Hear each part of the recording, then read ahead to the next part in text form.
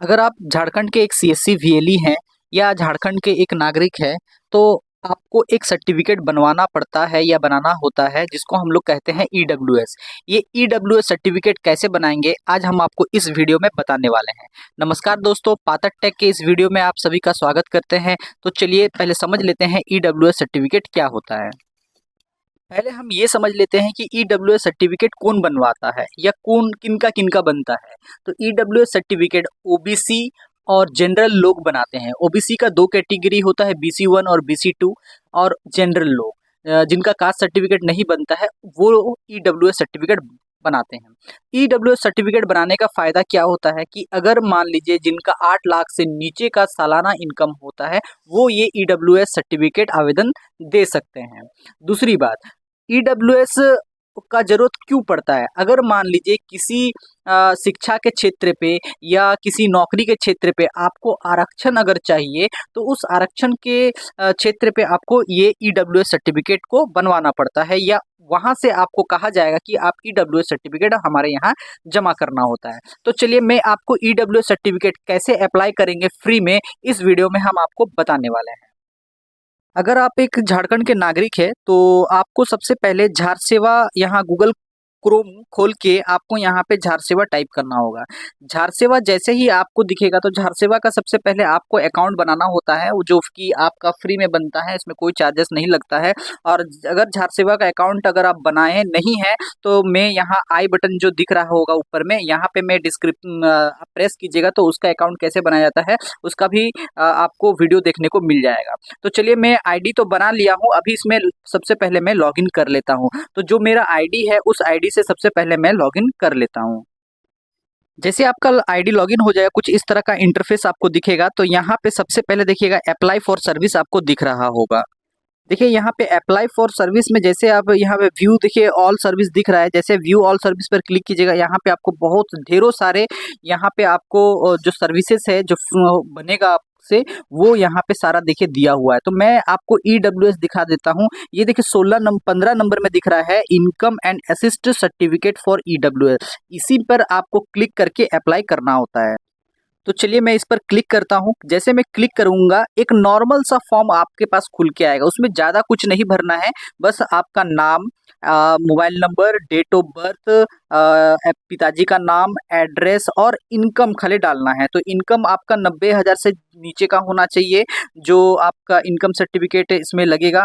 बस इतना ही आपको कुछ करना, ज़्यादा कुछ हार्ड फॉर्म नहीं है कि इस पर आपको बहुत ढेरों सारे कुछ भरना होता है। हाँ, इसमें फोटो लेकिन अपलोड करना होगा। देखिए यहाँ फोटो अपलोड करने का दिया हुआ है। फिर अप्लाई फॉर फादर मदर किसके नाम पे है फिर वो आप भर लीजिएगा। हिंदू जो है हिंदू भर लीजिएगा। यहाँ पे देखिए जनरल और EBC1 EBC2 बस यही दो लोगों का, यहाँ पे 3 लोगों का बनेगा, जनरल EBC1 और EBC2 का।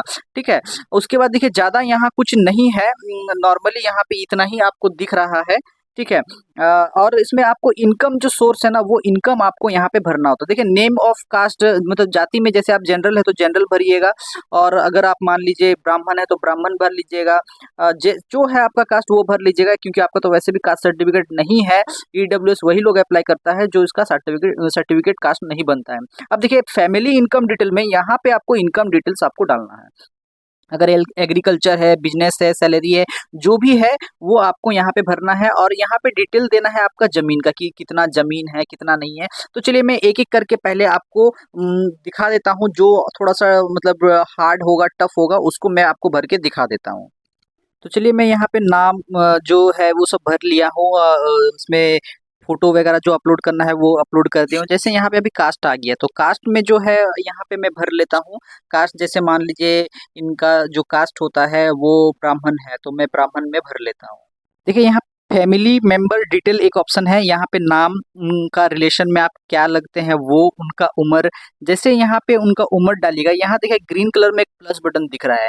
ये प्लस बटन यहाँ पे एक नया है कि इसको क्लिक करके आपको ऐड करना है। बाकी नॉर्मली जैसा भरते हैं आप वैसे ही इनको भर लीजिए। अगर आपकी मम्मी है तो मम्मी का डिटेल्स ऐड कीजिए, अगर भाई है तो भाई का डिटेल ऐड कीजिए, नहीं है तो फिर आप सिर्फ फादर नेम में ही ऐड करके यहाँ पे छोड़ दीजिए और फिर इसको आगे बढ़ बढ़ा सकते हैं। उसके बाद देखिए यहाँ पे फैमिली इनकम डिटेल्स यहाँ पे जो है आप अपना इनकम जो आप एफिडेविट में एक कराना होता है, एफिडेविट कराना होता है, ये मैं लास्ट में अभी बताने वाला हूँ कि क्या क्या डॉक्यूमेंट अभी लगेगा, तो इसलिए वीडियो को बिना स्किप किए देखते रहिए। ठीक है।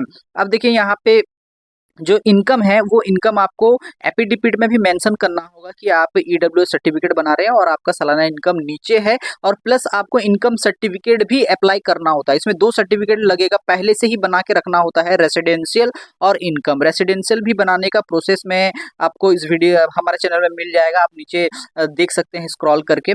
तो ये इनकम बनाने का और इनकम बनाने का प्रोसेस जो है वो भी आपको हमारे इस वीडियो में मिल जाएगा, लेकिन आपको दो सर्टिफिकेट बना के रखना होगा, इनकम सर्टिफिकेट और आपका रेसिडेंशियल सर्टिफिकेट। चलिए मैं यहाँ पे एग्रीकल्चर में 40,000 कर देता हूँ और अदर में मैं 50,000 कर देता हूँ, टोटल इनका 90,000 हो गया।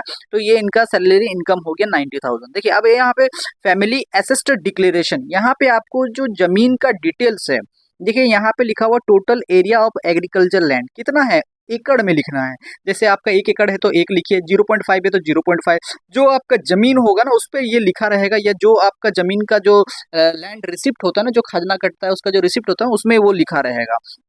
उसके बाद आपका जो रेसिडेंशियल एरिया है, जो घर है, वो कितना स्क्वायर फीट में बना हुआ रहता है, 500 स्क्वायर फीट में, 1000 स्क्वायर फीट में, जितना स्क्वायर फीट में बना होगा आप वहाँ पे वो स्क्वायर फीट लिख दीजिए। नहीं अगर पता है तो फिर 500 से 700 का बीच में स्क्वायर फीट वहाँ पे लिख लीजिए। उसके बाद देखिए यहाँ नीचे लिखा हुआ total area residential plot of in notified municipality. अगर म्युनिसिपालिटी एरिया में अगर आपका जमीन है तो अगर आपको पता है तो ठीक है, नहीं तो फिर यहाँ पे 0 कर दीजिए, और नहीं तो फिर इसको स्किप कर दीजिए। यहाँ पे फिर लिखा हुआ है total area residential plot in area other than notified municipality. अगर ये भी आपको पता है तो ठीक है, नहीं तो फिर आप इसको 0 करके आगे इसको बढ़ा सकते हैं। तो फिलहाल मेरे यहाँ पे दिया हुआ 500, तो मैं 500 कर देता हूँ और इसको आगे बढ़ा देता हूँ। उसके बाद यहाँ पे आपको एड्रेस डिटेल्स पूछेगा, तो मैं यहाँ पे एक एक करके सारा चीज़ एड्रेस बारीकली से भर लेता हूँ। वैसे भी इसको कुछ नहीं भी बताइएगा तो भी आप आराम से भर सकते हैं, कोई ज़्यादा बड़ा हार्ड चीज़ नहीं है। तो चलिए मैं एड्रेस यहाँ पे भर लेता हूँ। उसके बाद देखिए नीचे में कैप्चा कोड डालना है, फिर सबमिट पर क्लिक कर लेना है। जैसे सबमिट पर आप क्लिक करेंगे आपका पूरा एप्लीकेशन फुलफिल होते हुए दिख जाएगा। तो एक बार आप रीचेक कर लीजिएगा सारा चीज़ को। रीचेक करने के बाद फिर आपको नीचे में अटैच बोल के एक ऑप्शन दिखेगा, वहाँ पर आपको क्लिक करना होता है। देखिए नीचे में देखिए अटैच एक्सनेक्सर दिख रहा होगा, नीचे पर इस पर क्लिक कर लेना। तो सबसे पहले मैं यहाँ पे देखिए क्या क्या डॉक्यूमेंट लग रहा है, आप ध्यान से देखिए। आइडेंटिटी प्रूफ में आधार कार्ड, तो आपको यहाँ पे सबसे पहले आधार कार्ड डाल देना है। आधार कार्ड के बाद सेल्फ डिक्लेरेशन का एक फॉर्म आता है, वो भी मैं यहाँ पे आपको अपलोड कर लीजिएगा। ठीक है, देखिए आधार कार्ड अपलोड हो गया। सेल्फ डिक्लेरेशन का जो फॉर्म आता है, कौन सा फॉर्म होता है मैं नीचे डिस्क्रिप्शन में डाल दूंगा, आप उससे वहाँ से डाउनलोड करके फॉर्म फिलअप करके यहाँ पे डाल लीजिएगा। अगर सेल्फ डिक्लेरेशन में आपके पास अगर कोई नहीं है डॉक्यूमेंट, तो आप कोर्ट का एफिडेविट भी यहाँ पे डाल सकते हैं। और प्रूफ ऑफ रेसिडेंशियल में जो आपका जो सर्टिफिकेट बना होगा, जो रेसिडेंशियल सर्टिफिकेट आप पहले से बना के रखे हुए थे, उसको आपको यहाँ पे अपलोड करना होता है, जो रेसिडेंशियल सर्टिफिकेट है। कास्ट सर्टिफिकेट अगर है, अगर BC1 BC2 का है तो आप कास्ट सर्टिफिकेट अप्लाई कीजिए, नहीं तो फिर आप यहाँ पे छोड़ दीजिए और उसके बाद यहाँ पे सेव नेक्स्ट पर क्लिक कर लीजिए। यहाँ पे मैं सेव नेक्स्ट पर मैं क्लिक कर देता हूँ। सेव नेक्स्ट पर मैं क्लिक करूँगा, उसके बाद आपको कुछ मिनट होल्ड करना है। जैसे होल्ड कीजिएगा तो आपका रिफ्रेश होकर दूसरा पेज में चला जाएगा। तो जैसे मैं वहाँ सेव कर दिया, देखिए इस तरह का मेरे पास स्लिप आ गया, और ये स्लिप मैं अपने फ्यूचर के रेफरेंस के तौर पे सेव करके रख लूँगा, या प्रिंट निकाल के मैं अपने पास रख लूँगा। तो वीडियो कैसा लगा, वीडियो में सारा डिटेल्स में बताया हुआ हूँ, जो जो डॉक्यूमेंट लगेगा सारा डॉक्यूमेंट मैं नीचे में एक एक करके डिस्क्रिप्शन में डाल दे रहा हूँ, आप उनको भी देख लीजिएगा। और अगर आपको डाउनलोड करना होगा सेल्फ डिक्लेरेशन का फॉर्म, वो भी मैं नीचे में डाल दूंगा। तो वीडियो देखने के लिए धन्यवाद। आपका दिन शुभ हो। जय हिंद, जय भारत।